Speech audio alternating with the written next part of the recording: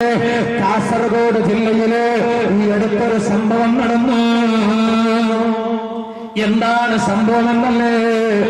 ഒരു പെൺകുട്ടി മതം മാറിപ്പോയി. അന്യമതത്തിൽ നിന്ന് ഇസ്ലാമിലേക്ക് ഒരു പെൺകുട്ടി വന്നു. ഞാൻ ഇവിടെയുള്ള ഒരു മതവിശ്വാസികളെയും പ്രലോഭിപ്പിക്കാനോ പ്രകോപനം ചെയ്യാനോ പറയുകയല്ല. ഇവിടെ ഒരു ഇസ്ലാമിൽ ബലാത്കാരമില്ല. ഒരാളെ നിർബന്ധിച്ചിട്ട് ഇസ്ലാമിലേക്ക് ക്ഷണിക്കൂല്ല. അത് ക്ഷണിക്കാൻ പറ്റൂല, ക്ഷണിക്കാൻ പാടുകയും ചെയ്യില്ല. അങ്ങനെ ക്ഷണിച്ചാൽ മുസ്ലിമാകത്തില്ല. പക്ഷേ കാസർഗോഡ് ജില്ലയിലൊരു പെൺകുട്ടി അവളുടെ മതം വിട്ട് ഇസ്ലാമിലേക്ക് വന്നു. എന്നിട്ടോ ഇന്നലെ ചാനലിൽ വന്നിട്ട് പറയാണ്, ഞാൻ ഇസ്ലാമിലേക്ക് വന്നത് എന്റെ ഇഷ്ടപ്രകാരമല്ല, മറിച്ച് എന്റെ കൂട്ടുകാരുടെ നിർബന്ധത്തിന് വഴങ്ങിയിട്ടാണ്. ഞാൻ ആ പെണ്ണിനോട് പറയട്ടെ, മോളെ പെങ്ങളെ, നിനക്കങ്ങനെ ഒരു ബലാത്കാരമോ ഒരു നിർബന്ധത്തിനോ വഴങ്ങേണ്ടതില്ല. നീ നിർബന്ധത്തിന് വഴങ്ങിയിട്ടാണ് മതം മാറിയിട്ടുള്ളതെങ്കിൽ, ഇതുവരെ നിന്റെ പേര് നീ ആയിഷയായി സ്വീകരിച്ചിട്ടുണ്ടെങ്കിൽ നിന്റെ പേര് മാത്രമേ ആയിഷ എന്നുള്ളൂ. അള്ളാന്റെ ദീനിന്റെ നിയമപ്രകാരം നീ ഇസ്ലാമിന്റെ ബൗണ്ടറിയുടെ അകത്ത് ഇതുവരെ ഇല്ല. കാരണം നിർബന്ധത്തിന് വഴങ്ങിയിട്ട് ഒരാൾക്ക് ഇസ്ലാമിലേക്ക് പ്രവേശനമില്ല. ചാനലിൽ പ്രത്യക്ഷപ്പെട്ട ആ പെണ്ണ് പറഞ്ഞതെന്താണ്? ഇപ്പൊ ഞാൻ കുറച്ച് ദിവസം കാലം ഇസ്ലാമിലങ്ങ് കൂടിയപ്പോ എനിക്ക് ഇസ്ലാം തെറ്റായ മതമെന്ന് മനസ്സിലായി. അല്ലാഹു എന്ന ദൈവമുണ്ടല്ലോ, അത് തെറ്റായ ദൈവമാണെന്ന് മനസ്സിലായി. ദൈവത്തിന്റെ ഗ്രന്ഥമെന്ന് മുസ്ലിമീങ്ങൾ പറയുന്ന ഖുർആനുണ്ടല്ലോ, അത് ദൈവത്തിന്റെ ഗ്രന്ഥമല്ലെന്നോ, അത് സത്യത്തിന്റെ ഗ്രന്ഥമല്ലെന്നോ, അത് അസത്യത്തിന്റെ സമാഹാരമാണെന്നോ എനിക്ക് ബോധ്യപ്പെട്ടു. ആ പെണ്ണ് എന്റെ സംസാരം കേൾക്കാനായി തന്നെ ഞാനിത് പറയാണ്. പെണ്ണിന്റെ പേര് പറയില്ല. പേര് പറഞ്ഞിട്ട് ഒരാളുടെയും മാനം നഷ്ടപ്പെടുത്തേണ്ടതുമില്ല. അത് ഇഷ്ടപ്പെടുന്നവരല്ല. അതേ സമയത്ത് ഉൾക്കൊള്ളാൻ വേണ്ടി പറയുകയാണ്. പറയട്ടെ, ഖുർആന് തെറ്റാണെന്ന് പറയാൻ ആ പെണ്ണ് ഉപയോഗിച്ച ചില കാരണങ്ങളുണ്ട്. ചാനലിൽ പ്രത്യക്ഷപ്പെട്ട ആ പെണ്ണ് പറയുന്നത് എന്താണ്? ഖുർആന് തെറ്റാണെന്ന് എനിക്ക് ബോധ്യപ്പെട്ടു. എന്റെ കാരണം എന്നല്ലേ? കാരണം മറ്റൊന്നുമല്ല. ഒന്നാമത്തെ കാരണം എന്താണ്? ഖുർആനിന്റെ ചില വചനങ്ങൾ നോക്കുമ്പോ പെണ്ണിനേക്കാളും ആണിന് മഹത്വം നൽകുന്നത് കാണാം. 10-12 ദിവസങ്ങളെ കൊണ്ട് മനസ്സിലാക്കാൻ പറ്റിയ ഗ്രന്ഥമല്ല ഖുർആൻ. ഖുർആനിന്റെ വ്യാഖ്യാനം വായിച്ചതുകൊണ്ട് ഖുർആന് മനസ്സിലാകൂല്ല. അറിയോ പെണ്ണേ, ഖുർആനിന് ലക്ഷക്കണക്കിന് വ്യാഖ്യാനമുണ്ട്, കോടിക്കണക്കിന് വ്യാഖ്യാനമുണ്ട്. 30 വരുന്ന വാല്യങ്ങൾ ഖുർആനിന്റെ വ്യാഖ്യാന ഗ്രന്ഥങ്ങൾക്കുണ്ട്. എന്നാൽ നിനക്ക് അബദ്ധം പറ്റിയത് എവിടെയാണെന്നറിയുമോ? നീ ഖുർആന് മനസ്സിലാക്കിയത് പരിഭാഷയിലൂടെയാണ്. പരിഭാഷയിലൂടെ ഖുർആന് മനസ്സിലാക്കാൻ പറ്റില്ല. പരിഭാഷയിലൂടെ ഖുർആന് മനസ്സിലാക്കാനും സാധ്യമല്ല. ഒന്നാമതായി ആ പെണ്ണ് പറയാണ്, ഖുർആന് അതേ പെണ്ണിനേക്കാളും ആണിന് മഹത്വം നൽകുന്നു എന്ന്. സുബ്ഹാനല്ലാഹ്, ഖുർആൻ എങ്ങനെ ചെയ്തിട്ടുണ്ടോ? അർരിജാലു ഖവ്വാമൂന അലന്നിസാഇ ബിമാ ഫളലല്ലാഹു ബഅദഹും അലാ ബഅദ്. പെണ്ണിനേക്കാളും ശക്തിയുള്ളത് പുരുഷനാണ് എന്ന് ഖുർആൻ പറഞ്ഞിട്ടുണ്ട്. അത് ശരിയാണ്, അത് ഉള്ളത് തന്നെയല്ലേ. ഒരുപാട് വിഷയങ്ങൾ പരിശോധിച്ചു നോക്കുമ്പോ പെണ്ണിന് പോലും ചെയ്യാൻ കഴിയാത്ത ഒരുപാട് വിഷയങ്ങൾ പുരുഷന്മാർ ചെയ്യുന്നില്ലയോ? അത് നീട്ടിപ്പരത്തി പറയേണ്ട വിഷയമാണ്.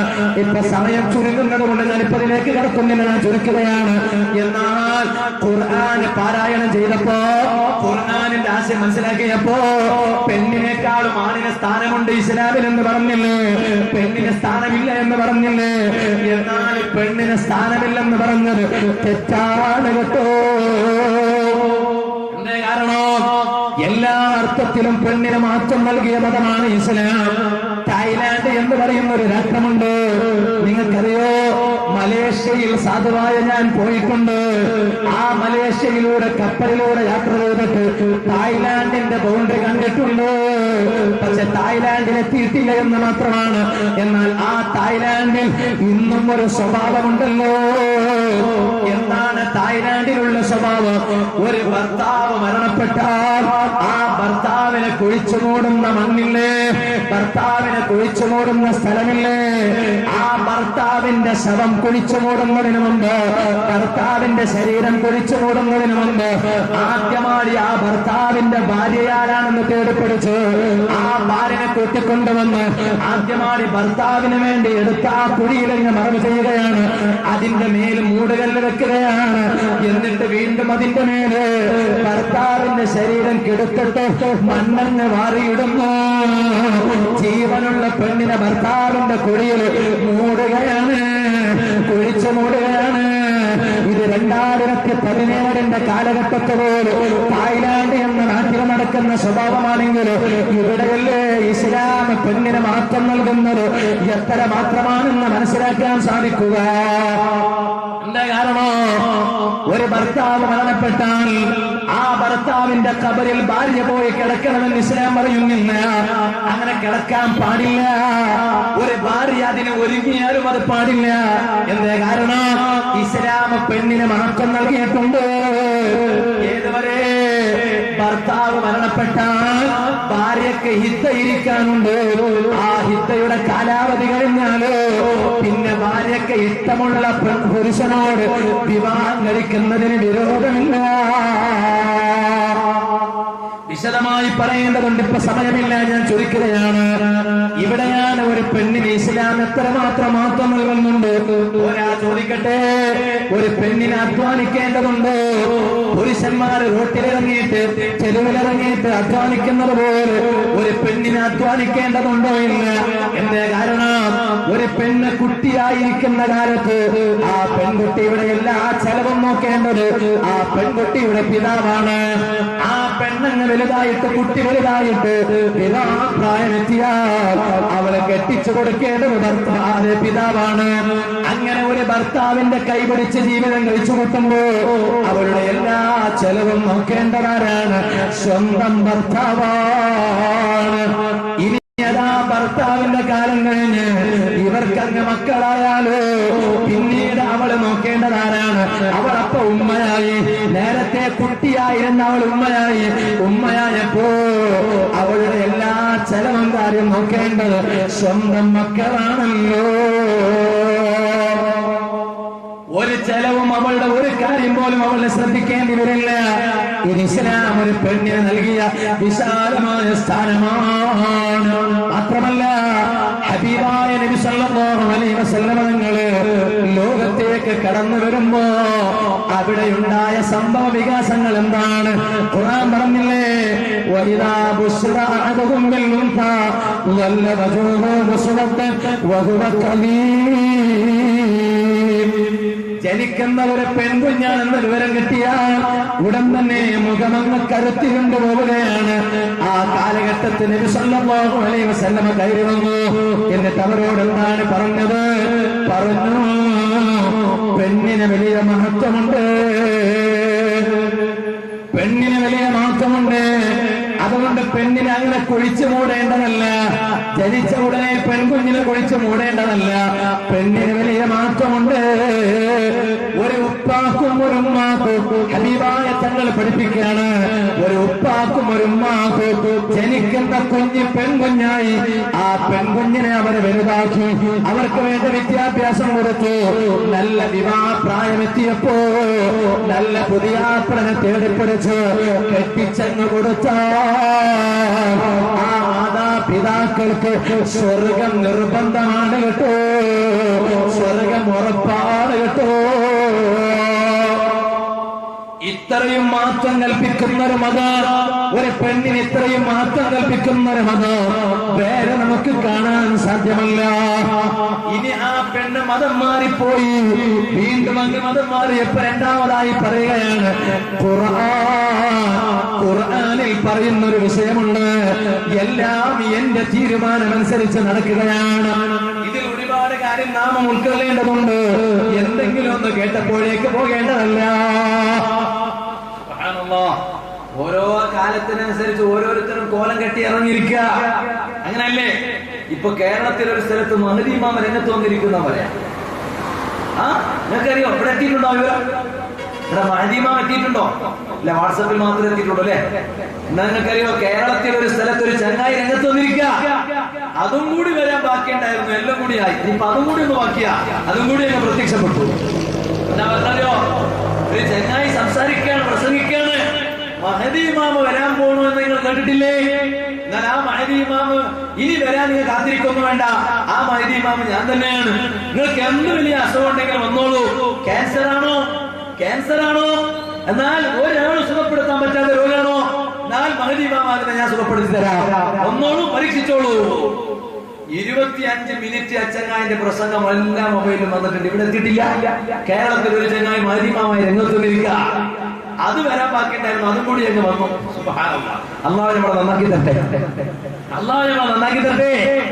സഹോദരന്മാരെ, ഞാൻ പറയുന്നത് ചില കാര്യങ്ങൾ ഞങ്ങൾ ഉൾക്കൊള്ളേണ്ടതുണ്ട്. ഈ പെണ്ണ് പറയാണ്, ഖുർആനിൽ അല്ലാഹ് പറഞ്ഞൊരു കാര്യമുണ്ട്, എല്ലാം തീരുമാനിക്കുന്നത് ഞാനാണ്. ഖുർആനിൽ ഞാൻ വീണ്ടും മതം മാറി പോകാൻ കാരണം ഖുർആനിൽ എനിക്ക് രണ്ടാമത്തെ ഒരു കാര്യം തെറ്റാണെന്ന് ബോധ്യപ്പെട്ടത് കൊണ്ടാണ്. എന്താ ഈ പെണ്ണ് പറയുന്നതയോ? അതെന്താണ്? അല്ലാഹ് ഖുർആനിൽ പറയാണ്, എല്ലാം തീരുമാനിക്കുന്നത് ഞാനാണ്. ഞാൻ തീരുമാനിക്കാതെ ഒരാൾക്കും ഹിദായത്ത് കിട്ടൂല എന്ന് ഈ പെണ്ണ് പറയാണ്. എല്ലാം നടക്കുന്നത് റബ്ബിന്റെ തീരുമാനം അനുസരിച്ചാണെങ്കിൽ അപ്പൊ ഒരു ചങ്ങായി നിസ്കരിക്കുന്നതും റബ്ബ് നിസ്കരിക്കണം എന്ന് കരുതിയിട്ടല്ലേ? വേറൊരു ചങ്ങായി കള്ളു കുടിക്കുന്നതും റബ്ബ് അങ്ങനെ തീരുമാനിച്ചിട്ടല്ലേ?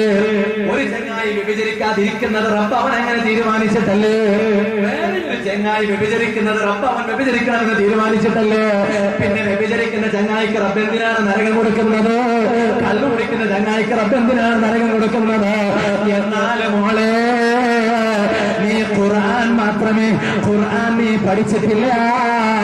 നേരത്തെ ഞാൻ പറഞ്ഞില്ലേ, വ്യാഖ്യാനം വായിച്ചപ്പോ തെറ്റുപറ്റിയതാണ്.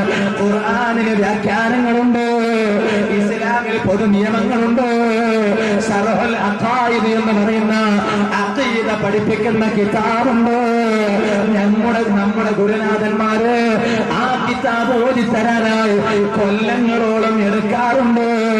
സാധുക്കളായ നമ്മളൊക്കെ നമ്മുടെ ഗുരുനാഥന്മാരിൽ നിന്ന് സർട്ടിഫിക്കറ്റ് വാങ്ങുന്നതിന് മുമ്പ് കൊല്ലങ്ങളോളം അതിനുള്ള വ്യാഖ്യാനം പഠിച്ചിട്ട് സർട്ടിഫിക്കറ്റ് വാങ്ങിയവരാണ്. അതിന്റെ പേരിലാണ് വീണ്ടും അപ്പുറത്തേക്ക് പോയതെങ്കിലും ഏത് സംവാദത്തിനും അവിഷയത്തിൽ മാത്രമായി ഒരു മതം തമ്മിലുള്ള സംവാദം നടത്തുകയാണെങ്കിൽ ഇസ്ലാമിന്റെ പ്രതിനിധികളായിട്ട് ഒരു മുസ്ലിം പ്രതിനിധി എന്ന നിലയ്ക്ക് പറയാണ്, ഇപ്പുറത്തെ കസേരയിൽ ഇരുന്നിട്ട് ഈ രണ്ടാമത്തെ പറഞ്ഞ കാരണത്തിന്റെ പേരിൽ ചർച്ച ചെയ്യാൻ ഈ ഉള്ള വിനീതം വരെ തയ്യാറാണ് കേട്ടോ. അതെന്താ കാരണം? ചിലപ്പോൾ ഇങ്ങനെ പറയുമ്പോ മുസ്ലിമിന് തോന്നും അത് ശരിയല്ലേ? കാരണം ഒരു ചങ്ങായി വ്യഭിചരിക്കണമെന്ന് തീരുമാനിക്കുന്നത് റബ്ബല്ലേ? പിന്നെ വേറൊരു ചങ്ങായി നിസ്കരിക്കണമെന്ന് തീരുമാനിക്കുന്നതും റബ്ബല്ലേ? അപ്പൊ അവനക്ക് നിസ്കരിക്കാൻ തോന്നിപ്പിക്കുന്നത് റബ്ബല്ലേ? ഈ ചങ്ങായിക്ക് വ്യഭിചരിക്കണമെന്ന് തോന്നിപ്പിക്കുന്നത് റബ്ബല്ലേ? രണ്ടും തോന്നിപ്പിക്കുന്നത് റബ്ബല്ലേ? നല്ലതും തോന്നിപ്പിക്കുന്നത് റബ്ബല്ലേ? തിന്മയും തോന്നിപ്പിക്കുന്നത് റബ്ബല്ലേ? പിന്നെ റബ്ബ് ഒരുത്തന്നെ സ്വർഗം കൊടുക്കുന്നതിന്റെ അർത്ഥമാണുള്ളത്, മറ്റൊരുത്തന്നെ നരകം കൊടുക്കുന്നതിന്റെ അർത്ഥമാണുള്ളത്. അത് ശരിയല്ലേ മൊയ്ലാരെ എന്ന് ചിലപ്പോൾ ചിന്തിക്കൂ. ശരിയല്ല. എന്താ കാരണം? ശരിയല്ല എന്ന് മനസ്സിലാക്കണമെങ്കിൽ ഞാൻ ഒരു കാര്യം കൂടി പറയാണ്. അത് വിശ്വാസപരമാണ്, ഗ്രന്ഥങ്ങളിൽ പരാമർശിച്ചിട്ടുണ്ട്. അപ്പണ്ണിനെ ശരവല്ലായി അറിയില്ല. പക്ഷെ അപ്പണ്ണിന്റെ സംസാരം കേട്ടിട്ട് നിങ്ങൾ പഠിച്ചു പോകണ്ടാന്ന് കരുതിയിട്ട് ഞാൻ അതങ്ങ് പറയാണ്. അതെന്താ? ഏതൊരു മനുഷ്യനാണെങ്കിലും അവന്റെ മുന്നിൽ രണ്ട് വഴിയുണ്ട്. ഉദാഹരണം പറയാ, സാധുവായ ഞാനാണെങ്കിലും ഉദാഹരണത്തോടെ പറഞ്ഞ നിങ്ങൾക്ക് വേഗം മനസ്സിലാകുമെന്ന് കരുതിയിട്ട് പറയാണ്. സാധുവായ ഞാനാണെങ്കിൽ എന്നെ തന്നെ ഉദാഹരണമായി എടുത്തോളൂ. എന്റെ മുന്നിൽ രണ്ട് റൂട്ടുണ്ട്. ഒന്ന് കള്ളു കുടിക്കുക എന്ന റൂട്ടുണ്ട്, രണ്ടാമത്തത് കള്ളു കുടിക്കണ്ട എന്ന റൂട്ടുണ്ട്. രണ്ട് റൂട്ടിനും വഴിയുണ്ട്. എന്താണ് രണ്ട് റൂട്ടിനുള്ള വഴി? ഇവിടെ കള്ള് ഷോപ്പുണ്ടോ? കള്ള് ഷാപ്പുണ്ടോ? ഉണ്ടോ? ആർക്കും അറിയില്ല. നല്ല ആളുകൾ അള്ളാഹു വലിയ ബർക്കത്ത് ചെയ്യട്ടെ. എന്ത് കാരണം കുടിയന്മാരാരും ഇല്ലാന്ന് ഞാൻ ഇവിടെ മനസ്സിലാക്കാം. അള്ളാഹ് എല്ലാവർക്കും ബർക്കത്ത് ചെയ്യട്ടെ. ഓ സുബ്ഹാന ജല്ല ജലാലു. ചില സ്ഥലത്തൊക്കെ പോയിട്ട് സദസ്സിൽ ഇവിടെ കള്ള് ഷാപ്പുണ്ടോ എന്ന് പറയുമ്പോ കൃത്യമായി ഇങ്ങനെ 10 കൃത്യം പറയും. എന്താ കാരണം? ഓരോ ദിവസം കയറി ഇറങ്ങാൻ ഓരോന്നിലും അള്ളാഹ് നമ്മളെ നന്നാക്കി തരട്ടെ. ഇത് നല്ല നാടാ. അള്ളാഹു വലിയ ബർക്കത്ത് ചെയ്യട്ടെ. അല്ലെ, എന്ത് മനുഷ്യന്മാരെ ഞങ്ങൾ നാടിന് വേണ്ടി ആർക്കും കൂടെ ആമീൻ പറയില്ലല്ലോ. അള്ളാഹ് നമ്മളെ നന്നാക്കി തരട്ടെ. എല്ലാവർക്കും നമ്മൾ വലിയ ബർക്കത്ത് ചെയ്യട്ടെ. അതേ സമയത്ത് ഞാൻ ഉദാഹരണം ചോദിച്ചതാ, വിവരണം മറക്കണ്ട വിശദീകരിക്കുകയാണ്. എന്റെ മുന്നിൽ 2 വഴിയുണ്ട്. ഒന്ന് കള്ളു കുടിക്കാനുള്ള വഴിയാണ്, മറ്റൊന്ന് കള്ളു കുടിക്കാതിരിക്കാനുള്ള വഴിയാണ്. എന്താണ് കള്ളു കുടിക്കാനുള്ള വഴി? കള്ളു ഷോപ്പ് നമ്മുടെ നാട്ടിലുണ്ട്. മറ്റൊന്ന് കള്ള് ഷോപ്പ് ഉണ്ടായിട്ടും കുടിക്കാതിരിക്കാനുള്ള വഴിയുണ്ട്. എന്നാൽ ഞാനിപ്പോ കള്ള് കുടിക്കുന്നില്ല. ഞാൻ കള്ളു കുടിക്കാതിരിക്കണമെന്ന് തീരുമാനിക്കുന്നത് റബ്ബ് ശരിയാണ്. പക്ഷെ അതിനു മുമ്പ് അല്ലാഹു തആല എനിക്ക് 2 വഴി തന്നിട്ടുണ്ട്. 2 വഴി അല്ലാഹു എനിക്ക് തന്നിട്ടുണ്ട്. എന്താണ് 2 വഴി? അള്ളാന്റെ തീരുമാനമാണ്. ഓ എന്റെ അടിമ നൗഫലേ, നിനക്ക് വേണമെങ്കിൽ കള്ളു കുടിക്കാം, വേണമെങ്കിൽ കള്ളു കുടിക്കാതിരിക്കാം. അപ്പൊ അതിന് അല്ലാഹു തആല 2 വഴി അങ്ങ് വെച്ച് തന്നിരിക്കുകയാണ്. അപ്പൊ ഞാൻ കള്ളു കുടിക്കുന്നില്ല. കാരണം ഞാൻ കള്ളു കുടിക്കാൻ പാടില്ലെന്ന് പഠിച്ചവനാണ്. കള്ളു കുടിച്ചവന്റെ തൊള്ളയിലൂടെ ചലം വരുമെന്ന് പഠിച്ചവനാണ്.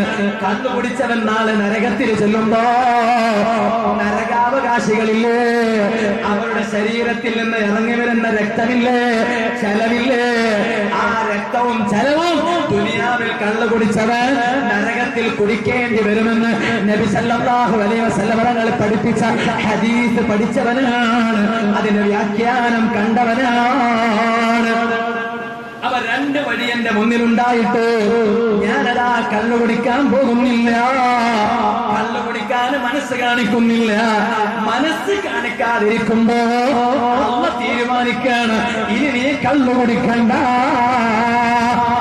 അതേ സമയത്ത് വേറെ ഒരു മനുഷ്യനുണ്ട്, അച്ചങ്ങായി കള്ളു കുടിക്കാണ്. എന്തേ കാരണം? അച്ചങ്ങായിന്റെ മുന്നിൽ 2 റൂട്ടുണ്ട്. ഒന്ന് കള്ളു കുടിക്കാനുള്ള റൂട്ടുണ്ട്, കള്ളു കുടിക്കണ്ടെന്നും വേറെ റൂട്ടുണ്ട്. പക്ഷെ ഈ ചങ്ങായി സെലക്ട് ചെയ്യുന്നതോ ഒന്ന് നോക്കാം, കുടിച്ചിട്ട് അതിന്റെ ടേസ്റ്റ് ഒന്ന് നോക്കാം എന്നിവനങ്ങ് ചിന്തിക്കാണ്. അവൻ അങ്ങനെ ചിന്തിക്കുമ്പോ അവൻ കള്ളു കുടിക്കണമെന്ന് തീരുമാനിക്കുകയാണ്. അപ്പൊ അതിനുള്ള വഴി അല്ലാഹ് തുറന്നു കൊടുക്കുകയാണ്. അപ്പൊ അവൻ പോയി കള്ളു കുടിക്കാണ്. അപ്പൊ ഇവിടെ എന്തിനാണ് ഒരുത്തനെ സ്വർഗത്തിലിടുന്നത്, ഒരുത്തനെ എന്തിനാണ് നരകത്തിലിടുന്നത്? അവൻ ആ നല്ല റൂട്ട് സ്വീകരിച്ചത് കൊണ്ട് സ്വർഗത്തിൽ പറഞ്ഞേക്കാണ്. വേറെ ഒരുത്തൻ ചീത്തയായ റൂട്ട് സ്വീകരിച്ചത് കൊണ്ട് അവൻ നരകത്തിൽ പറഞ്ഞേക്കാണ്. ഇത് 12 ദിവസത്തിന്റെ ഖുർആൻ പരിഭാഷ വായിച്ചതുകൊണ്ട് മനസ്സിലാവില്ല. ഇത് നീണ്ട കാലങ്ങളെ ഇളവിലെ പഠനമാണ്. ഇമാമിയങ്ങൾ കിതാബുകളിൽ പഠിപ്പിച്ചിട്ടുണ്ട്. ഇരിക്കട്ടെ, മറ്റൊരു കാര്യം പറഞ്ഞത് എന്താണെന്നറിയോ? ഈ ഉള്ളവൻ ഉൾപ്പെടെയുള്ളവരെ ഉൾക്കൊള്ളിച്ചിട്ട് പറഞ്ഞതാണ്. അതെന്താണ്? എന്റെ പേര് പറഞ്ഞതല്ല. ഇതെന്താണ്? മുസ്ലിം പ്രഭാഷകരുണ്ട്. ആ പ്രഭാഷകരൊക്കെ സ്റ്റേജിൽ കയറിയിട്ട് ഒരു ആയത്ത് ഓതാറുണ്ട്. ആ ആയത്ത് എന്താണ്? അല്ലാഹു തആല മനുഷ്യന്മാരെ വെല്ലുവിളിക്കുകയാണ്. ശരിയാണല്ലോ, ഖുർആനിൽ ഒരു വെല്ലുവിളിയുണ്ട്. എന്താണ് വെല്ലുവിളി? നിങ്ങൾക്ക് ആർക്കെങ്കിലും ഖുർആനിൽ സംശയമുണ്ടെങ്കിൽ നിങ്ങൾ എല്ലാവരും ഒന്നിക്കൂ, ഖുർആനിന് സമാനമായ ഒരു ഗ്രന്ഥം കൊണ്ടുവരൂ. ആ ഖുർആനിലുള്ള സൂറത്തിന് സമാനമായ ഒരു സൂറത്ത് കൊണ്ടുവരൂ, ഒരായത്ത് കൊണ്ടുവരൂ. അത് ഖുർആനിലെ വെല്ലുവിളിയാണ്. ഇത് പറഞ്ഞിട്ട് ഈ പെണ്ണങ്ങ് പറയാണ്, ഞാൻ ദൈവം ഇത്ര ചെറുതാണോ എന്ന് ഞാൻ മനസ്സിലാക്കിയിട്ടില്ല. ഈ ആയത്ത് മനസ്സിലാക്കിയപ്പോ എനിക്ക് തോന്നി ഇവരുടെ ദൈവം ഇത്ര ചെറുതാണോ. കാരണം എന്താ? ദൈവമായി നിൽക്കുന്ന ഒരു ശക്തി ഒന്നിനും കൊള്ളാത്ത ചെറിയ മനുഷ്യന്മാരെ വെല്ലുവിളിക്കാണ്. ദൈവം വേറെ ഒരു ദൈവത്തെ വെല്ലുവിളിച്ചാൽ ശരിയാണ്. ഒന്നിനും കൊള്ളാത്ത മനുഷ്യന്മാര് എല്ലാത്തിനും പറ്റിയ ദൈവം വെല്ലുവിളിക്കാണ്. ദൈവം ചെറുതായി പോയി. എന്നാൽ അവിടെയും തെറ്റുപറ്റിയതാണ്. ആ പെണ്ണിന് ഖുർആൻ മനസ്സിലായിട്ടില്ല എന്ന് ഉറപ്പാണ്. കാരണം എന്താണ്? കാരണം അവിടെ വെല്ലുവിളിക്കുന്നത് ആരാണ്? ആ ആയത്തിന്റെ ആയത്തിന്റെ തുടക്കത്തിലുണ്ട് ഖുൽ ഇൻ കുൻതും ഫീ റൈബിൻ മിമ്മാ നസ്സൽനാ അലാ അബ്ദിനാ ഫഅതൂ ബിസൂറത്തിൻ മിൻ മിസ്ലിഹി വദഉ ശുഹദാഅക്കും മിൻ ദൂനില്ലാഹി ഇൻ കുൻതും സാദിഖീൻ. എന്താണ് ആയത്തിൽ പറയുന്നത്? ഖുൽ, അല്ലാഹയല്ല വെല്ലുവിളിക്കുന്നത്. ഖുൽ, നബിയേ തങ്ങൾ വെല്ലുവിളിക്കുവോ? അള്ളാന്റെ ഖുർആൻ ദൈവിക ഗ്രന്ഥമല്ല എന്ന് മക്കയിലെ ഖുറൈശികൾ വന്ന് പറഞ്ഞപ്പോ ആ ഖുറൈശികളോട് വെല്ലുവിളി നടത്താൻ പറയുകയാണ്. പറയുന്നത് അള്ളയാണ്, വെല്ലുവിളിക്കുന്നത് മുഹമ്മദ് റസൂലുള്ളാഹി. മനുഷ്യ വിഭാഗത്തിൽപ്പെട്ട മനുഷ്യ നേതാവായ മുഹമ്മദ് നബി മറ്റുള്ള മനുഷ്യരെ വെല്ലുവിളിക്കുകയാണ്. എന്നെ വെല്ലുവിളിക്കുന്നത്? അവർ മുഹമ്മദ് നബി സല്ലല്ലാഹു അലൈഹി വസല്ലം തങ്ങൾക്ക് അല്ലാഹു അവതരിപ്പിച്ച ഖുർആനില്ലേ, ആ ഖുർആനിനെ നിഷേധിച്ചപ്പോ മുഹമ്മദ് നബി വെല്ലുവിളിക്കുകയാണ്.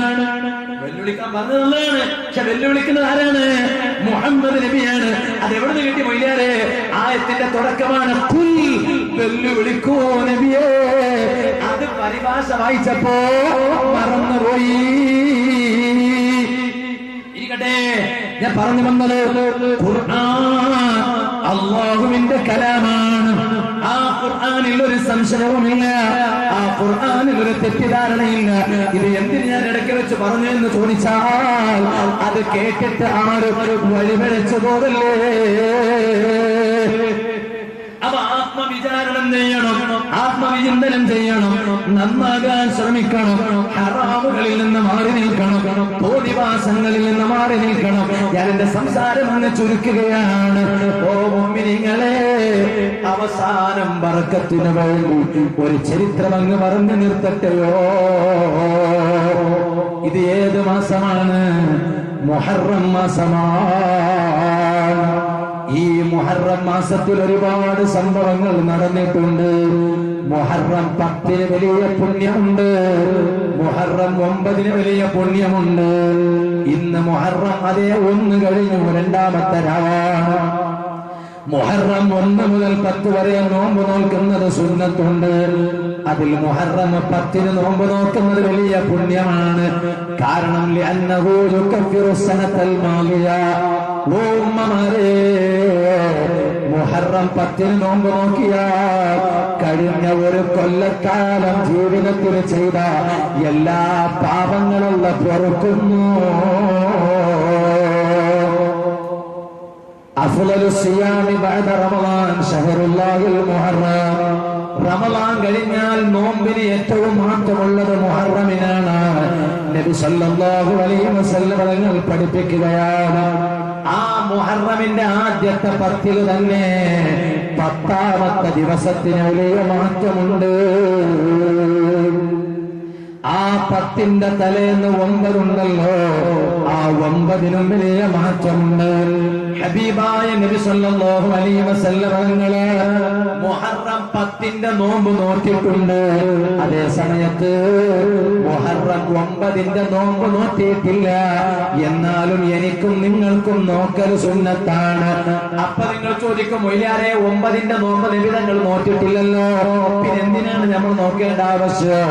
ഹബീബായ നബി സല്ലല്ലാഹു അലൈഹി വസല്ലം തങ്ങളോട് 10ന്റെ നോമ്പ് നോൽക്കണമെന്ന് പറഞ്ഞപ്പോ സ്വഹാബത്ത് വന്ന് ചോദിച്ചു, നബിയേ മുഹറം 10ാം ദിവസം യഹൂദികളും നോമ്പ് നോൽക്കാറുണ്ടല്ലോ നബിയേ, അപ്പൊ യഹൂദികളും നാമും ഒരുപോലെയാകാറുണ്ടല്ലോ നബിയേ.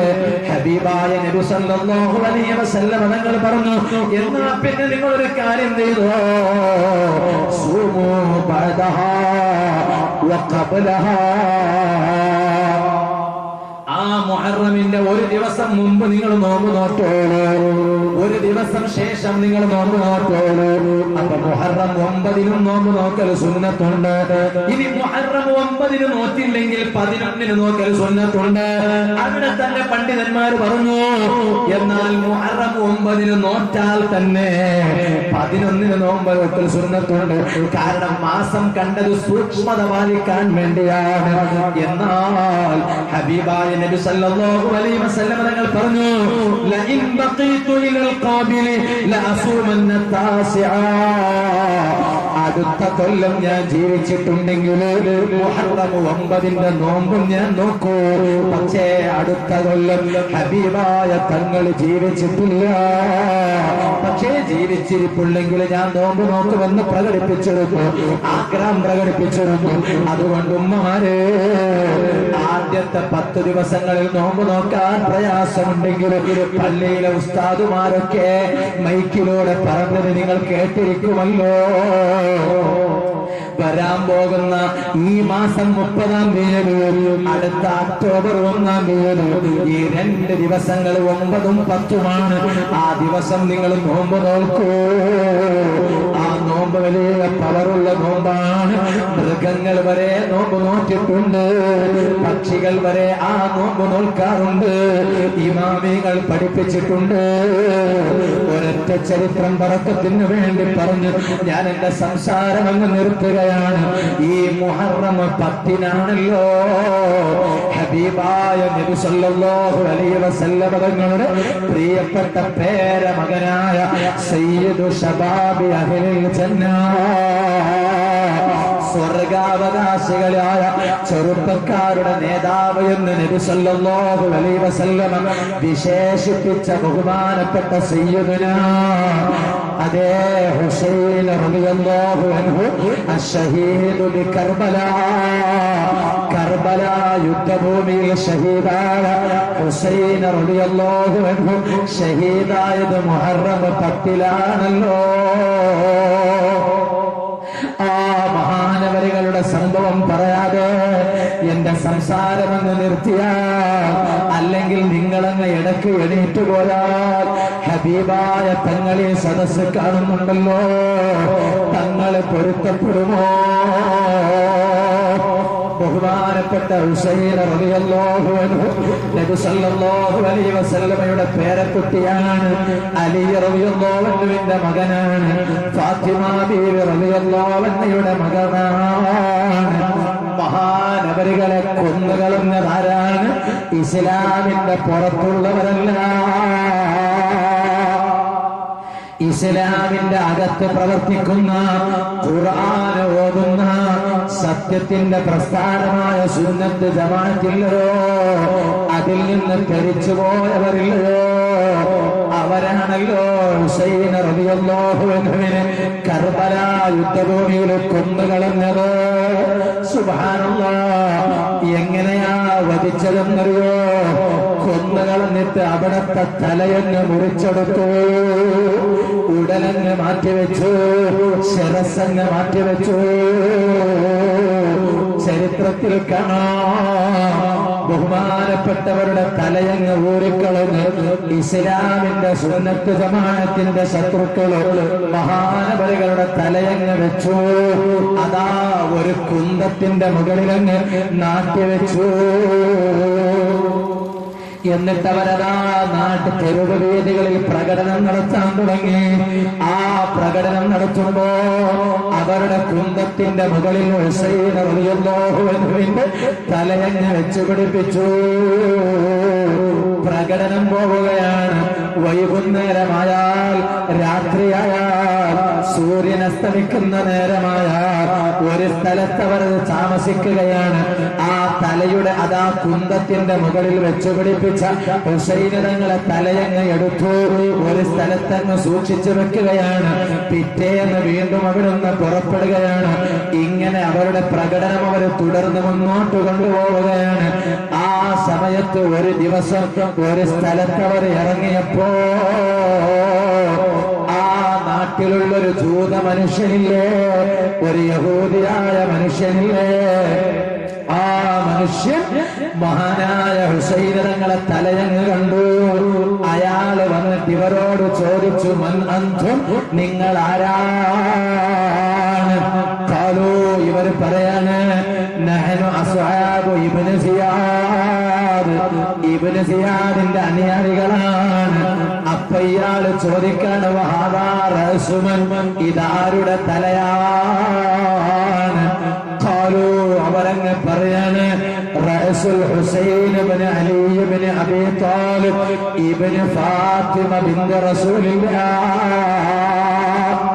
അള്ളാന്റെ റസൂലിന്റെ മകളായ ഫാത്തിമ ഇല്ലയോ, ഹബീബായ തങ്ങളെ മരുമകനായ അലിയാരില്ലയോ, ആ ദമ്പതികൾക്ക് പിറന്നു വീണ കുഞ്ഞാണ് ഹുസൈൻ റളിയല്ലാഹു അൻഹുവിന്റെ തലയാണ്. റസൂലുള്ളാഹിന്റെ പേരങ്ങ് പറഞ്ഞപ്പോ ഇവർ ചോദിക്കാണ്, നബിയുക്കും നിങ്ങളെ നബിയായ മുഹമ്മദ് നബിയുടെ പേരക്കുട്ടിയുടെ തലയാണോ? ഖാലൂ, അവർ പറഞ്ഞു നഅമദേ. യഹൂദിയായ മനുഷ്യരങ്ങ് പറയാൻ തുടങ്ങി, ബിഅസൽ ഖൗമു അൻതും, നിങ്ങൾ എന്ത് മോശക്കാരാണ്. കാരണം എന്താണ്? ഞാൻ നബിയായി അംഗീകരിക്കുന്ന ഈസാ നബി അലൈഹിസ്സലാമിന്റെ സന്താന പരമ്പരയിൽപ്പെട്ട ഒരാളെ തലയങ്ങ് കിട്ടിയാൽ നമ്മളത് വലിയ മറക്കത്തോടെ സൂക്ഷിക്കുമായിരുന്നു. നിങ്ങളുടെ നബിയുടെ പേരക്കുട്ടിയുടെ തല നിങ്ങൾ ഇതുപോലെ കുന്തത്തിന്റെ മുകളിലങ്ങ് നാട്ടിയിട്ട് പ്രകടനം നടത്തുകയാണോ? ഈ യഹൂദിയായ മനുഷ്യനങ്ങ് ചോദിക്കാണ്, ഹല്ലക്കും ഫിയ ശൈഉൻ, നിങ്ങൾക്ക് എന്നിൽ നിന്ന് വല്ലതും ആവശ്യമുണ്ടോ?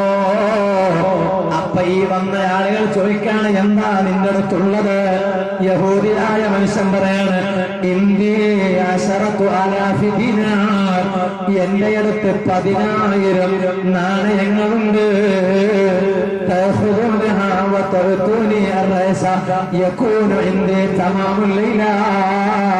ഈ 10,000 നാണയങ്ങൾ ഞാൻ നിങ്ങൾക്ക് തരാം. നിങ്ങൾ ഈ തല ഒരു ദിവസം ഒരു രാത്രി മുഴുവനും എന്റെ വീട്ടിൽ സൂക്ഷിക്കാൻ തരുമോ?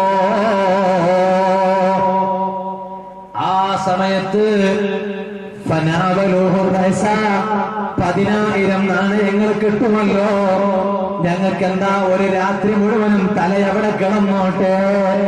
അവരാ തലയങ്ങ് യഹൂദിയുടെ മനുഷ്യന്റെ കയ്യിലങ്ങ് കൊടുത്തു. ആ യഹൂദി പണ്ഡിതനാ തലയങ്ങ് സ്വീകരിച്ചു. അതങ്ങ് കഴുകി ശുദ്ധീകരിച്ചു വൃത്തിയാക്കി നല്ല സുഗന്ധമങ്ങ് പുരട്ടി. അവിടത്തെ തൊടയിൽ ആ ഹുസൈന് ഞങ്ങളെ തലയങ്ങ് വെച്ചു.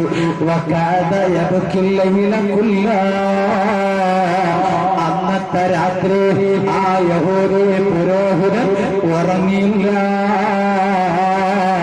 തൊടയിൽ ഹുസൈൻ റളിയല്ലാഹു അൻഹുവിന്റെ തലയങ്ങ് വെച്ച് ആ തലയിലേക്കങ്ങ് നോക്കി, മുഖത്തേക്കങ്ങ് നോക്കി. യഹൂദിയായ പണ്ഡിതനങ്ങ് കരയാൻ തുടങ്ങി. ഫലമ്മാ അസ്ഫറ സുബ്ഹു, അതേ പ്രഭാതമായപ്പോ ആ തലയങ്ങ് നോക്കിയിട്ട് ആ യഹൂദി പുരോഹിതൻ പറയാണ്, യാ റസൂല അംലികു ഇല്ലാ നഫ്സി, ഓ തലയെ, എനിക്ക് നിങ്ങളിൽ അധികാരമില്ല. 10,000 നാണയം കൊടുത്ത് ഒരു രാത്രി മുഴുവനും എന്റെ ഇടത്ത് സൂക്ഷിച്ചു വെക്കാൻ ഞാൻ വാങ്ങിയതാണ്. രാത്രി അങ്ങ് അവസാനിച്ചു, പ്രമാദമായല്ലോ. ഞാനതാ ഈ തല ഏൽപ്പിക്കാൻ പോവാണ്, ഈ തലയങ്ങ് ഏൽപ്പിക്കാൻ പോവാണ്. അതിനു മുമ്പ് ഈ തലയങ്ങ് നോക്കിയിട്ട് ആ യഹൂദിയായ പണ്ഡിതൻ പറഞ്ഞു, വാലാ അശ്ഹദു അല്ലാ ഇലാഹ ഇല്ലല്ലാഹ് വ അന്ന ജദ്ദക മുഹമ്മദൻ റസൂലുള്ളാഹ്. ആരാധനക്കർഹനല്ല മാത്രമാണെന്ന് ഞാൻ വിശ്വസിക്കാണ്. ഓ തലേ, നിങ്ങളുടെ വെല്ലുപ്പയായ മുഹമ്മദ് നബി സല്ലല്ലാഹു അലൈഹി വസല്ലം തങ്ങൾ അല്ലാഹുവിന്റെ റസൂലാണെന്ന് വിശ്വസിക്കുകയാണ്. എന്നിട്ട് ഇയാള് വീട്ടിൽ നിന്നങ്ങിറങ്ങി. ഈ തല ആരിലാണോ ഏൽപ്പിക്കേണ്ടത് അവരങ്ങ് ഏൽപ്പിച്ചു. എന്നിട്ട് ഇയാള് പുറപ്പെട്ടു. പിന്നീട് തങ്ങന്മാർക്ക് ഖിദ്മത്ത് ചെയ്യാൻ കൂട്ടോട് പോയി. ചില ആളുകളില്ലേ, നാട്ടിലെ ആലിമീകൾ വന്നാൽ അവരെ കൂടെ കൂടാറില്ലേ, തങ്ങന്മാര് വന്നാൽ കൂടാറില്ലേ. ഈ സ്വലാത്ത് വാർഷികത്തിന്റെ സമാപന സദസ്സിൽ ഒരു സയ്യിദ് അവരുകൾ ഇവിടെ വരുന്നു എന്ന് ഇവിടെ സൂചിപ്പിച്ചിട്ടുണ്ട്. തങ്ങന്മാരെ നാട്ടിൽ വരുമ്പോ വലിയ ആവേശമാണ്. ഞാൻ തന്നെ, ഞാനൊരു ആലിമല്ല, ഞാനൊരു തങ്ങളുമല്ല, പക്ഷേ ഒരു മുത്തല്ലിമാകാൻ ഭാഗ്യം ലഭിച്ച ഒരു വ്യക്തിയാണ്. പക്ഷെ മുത്തല്ലിമായ ഞാൻ ഈ നാട്ടിൽ വന്നപ്പോ എത്ര ചെറുപ്പക്കാരാ എന്നെ സ്വീകരിക്കാൻ വന്നത്, എത്ര ചെറുപ്പക്കാരാ എന്റെ കൂടെ വന്നത്, എത്ര ചെറുപ്പക്കാരാ എന്നോട് സംസാരിക്കാൻ ആവേശം കാണിച്ചത്. അവരെ പേരൊന്നും എനിക്കറിയില്ല. അല്ലാഹ് അവരെ നീ കാണുന്നുണ്ടല്ലോ. ഹബീബായ തങ്ങളെ ബർക്കത്ത് കൊണ്ട് അവരെ എല്ലാ കാര്യങ്ങളും നീ പൂർത്തിയാക്കണേ അല്ലാഹ്. എന്നിട്ട് ഈ ജൂത പണ്ഡിതൻ എന്ത് ചെയ്തു? അയാളങ്ങ് തങ്ങന്മാരെ ഖിദ്മത്ത് ചെയ്യാൻ കൂടി. അവസാനം എന്ത് നടന്നു? സുബ്ഹാനല്ലാഹ്, ഈ മനുഷ്യന്മാരെ തല സ്വീകരിച്ചു. ഇവരങ്ങ് നടന്നു പോവാണ്. ഫലമ്മാ ഖറബൂ മിൻ ദിമസ്ക, ദമസ്കസ് എന്ന നാടിനോട് ഇവരടുത്തപ്പോ ഖാല ബഅദുഹും ലിബഅദ്, കൂട്ടത്തിൽപ്പെട്ട ചിലരോട് പറയാണ്, തആലൂ ഹത്താ നഖ്സിമ തനാനീറ لا يراها يزيد فيأخذها منا. ഹുസൈൻ തങ്ങളെ കൊല്ലാൻ കാരണക്കാരൻ യസീദും അനുയായികളുമല്ലേ? ആ യസീദ് നമ്മെ കാണുന്നതിനു മുമ്പ് ഇവിടെ ഇന്നലെ ജൂത പുരോഹിതൻ, ആ ജൂത പുരോഹിതൻ ഇപ്പൊ ഇസ്ലാം സ്വീകരിച്ചു, ശരിയാണ്. നേരത്തെ ജൂത പണ്ഡിതനായിരുന്നല്ലോ. അയാള് തന്ന നാണയങ്ങൾ നമുക്കിപ്പോ തന്നെ ഇവിടെ വിതരണം ചെയ്യാം. യസീദിന്റെ മുന്നിലെത്തിയ പിന്നെ യസീദ് ആ നാണയം എടുക്കൂ, പിന്നെ ഞങ്ങൾക്ക് ആ നാണയം കിട്ടൂല. അതുകൊണ്ട് ഇപ്പൊ തന്നെ നമുക്കത് വീതിച്ചെടുക്കാം. പക്ഷേ അവരാ നാണയമുള്ള കവറങ്ങ് പൊട്ടിച്ചു നോക്കി. അവരാ നാണയം അങ്ങ് പിടിച്ചു നോക്കുമ്പോ എന്തൊരത്ഭുതമാണ്.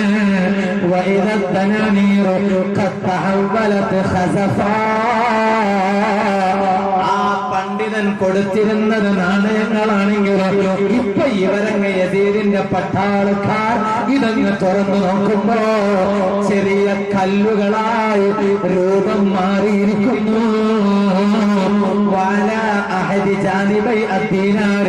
ഈ നാണയത്തിന് രണ്ട് വശങ്ങളുണ്ടല്ലോ, ഇപ്പുറം ഒരു ഭാഗമാണ്, അപ്പുറം ഒരു ഭാഗമാണ്. ഈ രണ്ട് വശങ്ങൾ നോക്കുമ്പോ ഒരു ഭാഗത്ത് എഴുതി വെച്ചത് കാണാം, വലാ തഹ്സബന്നല്ലാഹ ഗാഫിലൻ അമ്മാ യഅമലുദ്ദാലിമൂൻ. അക്രമികൾ ഇവിടെ എന്ത് പ്രവർത്തനങ്ങളാണോ നടത്തുന്നത് അല്ലാഹ് അത് കാണുന്നുണ്ട്. അല്ലാഹ് ശ്രദ്ധിക്കാതെ പോയിട്ടില്ല എന്ന ഖുർആനിന്റെ ആയത്ത് എഴുതിവെക്കപ്പെട്ടിട്ടുണ്ട്.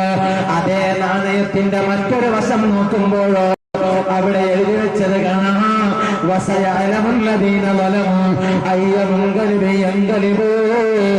ദുനിയാവിൽ അതിക്രമം ചെയ്തവരാരാണോ അവർ നാളെ റബ്ബിന്റെ കോടതിയിലെത്തിയാൽ അവർ പോകേണ്ട സ്ഥലം ഏതാണ്? നരകമെന്നല്ലോ. അവരത് കാണുകയാണ്, അവരത് അറിയുകയാണ്. നിങ്ങളൊന്ന് നോക്കൂ, മഹാനവരികളുടെ തലക്കുള്ള പവറാണത്. അതുകൊണ്ടല്ലേ ഈ സംഭവം മാത്രമല്ല, അതേ 11 വഫാത്തായ ലോക പ്രശസ്ത പണ്ഡിതനല്ലേ ബഹുമാനപ്പെട്ട ഹാഫിദ് ജലാലുദ്ദീൻ സുയൂത്തി റളിയല്ലാഹു അൻഹു. ആ മഹാനവരികൾക്കൊരു സ്വന്തം കിതാബുണ്ട്. ആ കിതാബിന്റെ പേരാണ് അൽ ഖസായിസുൽ കുബ്ര. ഹബീബായ നബി സല്ലല്ലാഹു അലൈഹി വസല്ലം തങ്ങളുമായി ബന്ധപ്പെട്ട കാര്യങ്ങൾ പ്രതിപാദിക്കുന്ന ഗ്രന്ഥമാണ്. ആ അൽ ഖസായിസുൽ കുബ്ര എന്നതിന്റെ 2ാം വാല്യത്തിൽ മഹാനവരികൾ ഉദ്ധരിക്കുന്നത് കാണാം. ബഹുമാനപ്പെട്ട ഹുസൈൻ റളിയല്ലാഹു അൻഹുവിനെ കർബല യുദ്ധത്തിൽ കൊന്നുകളഞ്ഞപ്പോ മഹാനവരികളുടെ തല അതേ മുന്നിൽ വെച്ചിട്ട് അവിടുന്ന് അവർ ആഘോഷിക്കുകയാണ്. എങ്ങനെയാണ് ആഘോഷിക്കുന്നത്? മദ്യപിച്ചുകൊണ്ട് ആഘോഷിക്കുന്നു. ഹുസൈൻ ആരാണ്? അലി റളിയല്ലാഹു അൻഹുവിന്റെ കുട്ടിയാണ്. ആ ഹുസൈനിന്റെ തലയങ്ങെടുത്തല്ലോ എന്ന പേരിൽ സന്തോഷിക്കുന്നു, ആഹ്ലാദം പ്രകടിപ്പിക്കുന്നു, ആഘോഷിക്കുന്നു. മദ്യപിച്ചുകൊണ്ട്